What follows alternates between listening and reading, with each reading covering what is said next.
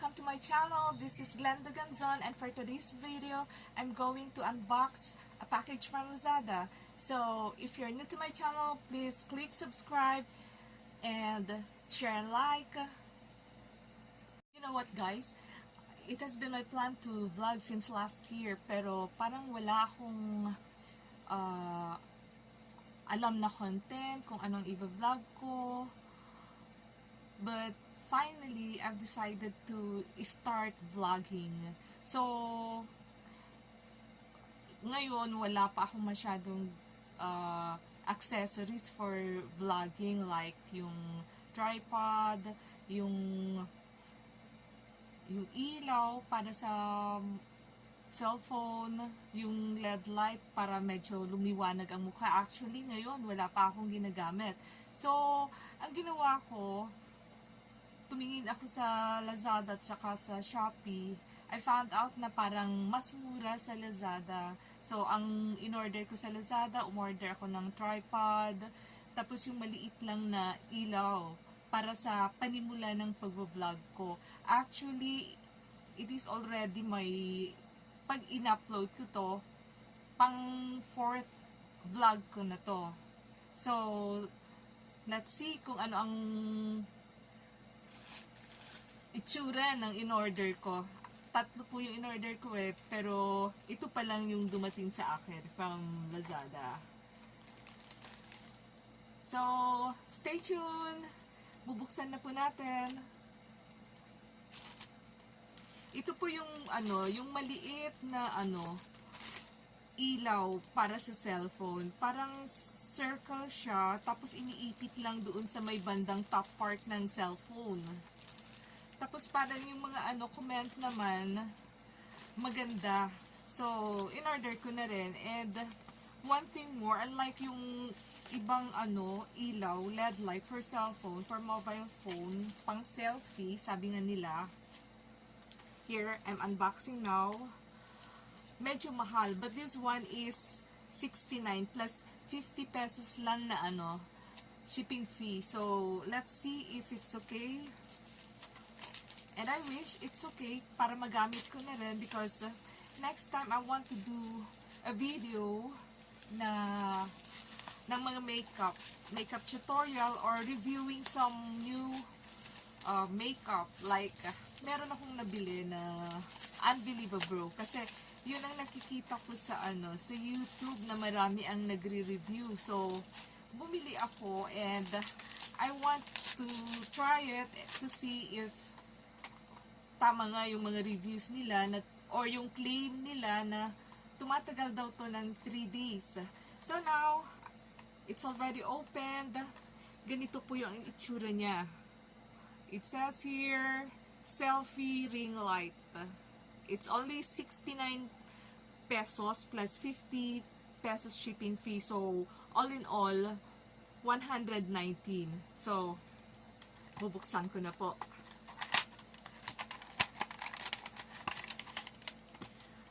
So, ganito po ang itsura niya. Pero, white siya.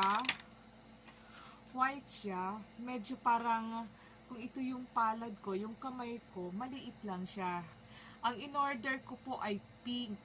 Pero parang hindi nasunod yung yung order ko. Meron din siyang maliit na na cord. I don't know if pwedeng i-recharge to or ikakabit direct sa phone ko. So, let's see. Try ko pong ikabit. Okay guys, so ganito po ang itsura niya pag kinabit natin sa cellphone. Ito po yung cellphone, tapos ilalagay po natin siya. Ganyan ang itsura niya.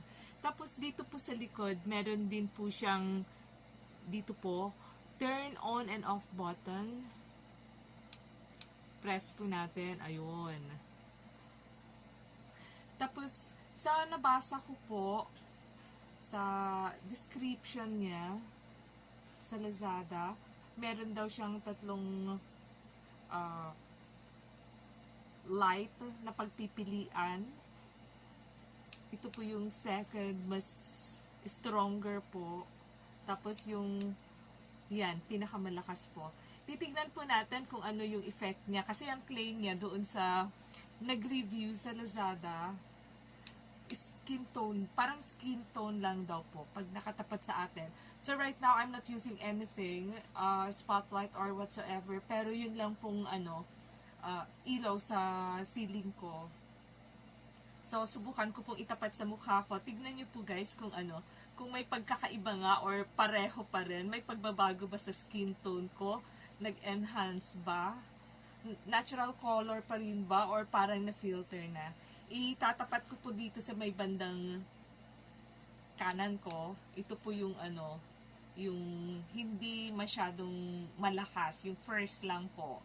Tapos, isa pa, ito yung second po.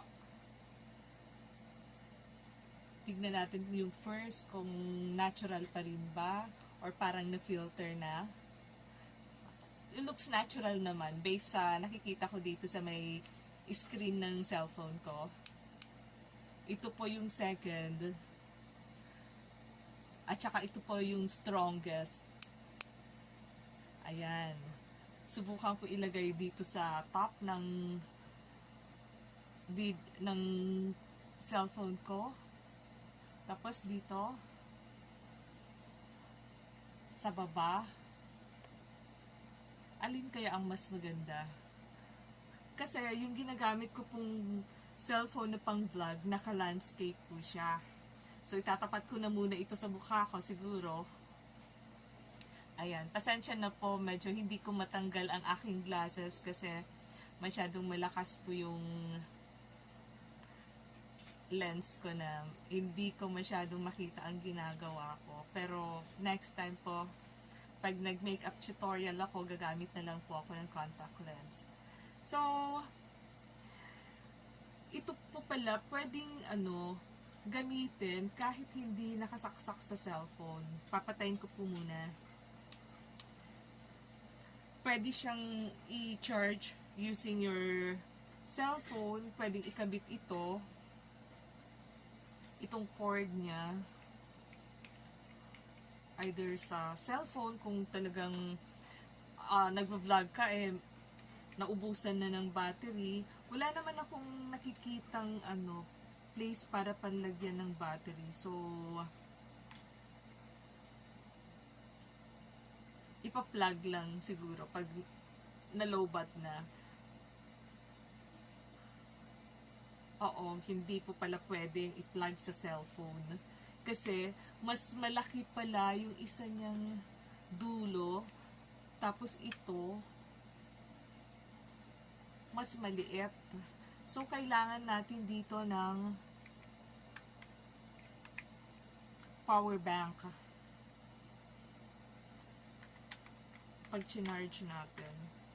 So, ito po, power bank pala ang kailangan para ma-recharge siya. Ayun. Nag-charge na po. Kung makikita nyo dito, yung ilaw dito, indicator po na nag-charge siya. Pero, pag once na ginamit nyo at naubusan ng battery, hindi po natin pala pwedeng i-plug sa sa cellphone. So, dapat parating may power bank para pag naubusan at nandun tayo outdoor, gabi, kailangan natin ng medyo ilaw, maliwanag ang ating video. So, power bank na lang pong gamitin natin. And,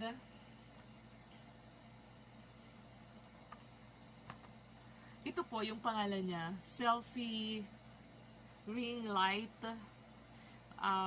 Sa Lazada po, tignan natin, babalitaan ko po kayo kung hanggang ilang oras, ilang minuto ang itatagal niya pag nasa outdoor tayo at gabi.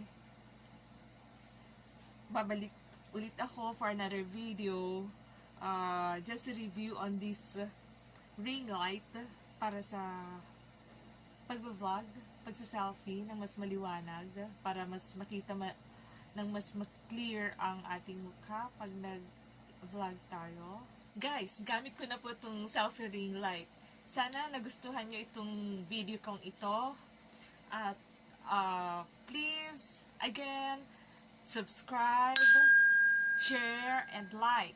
Until my next video, bye! God bless!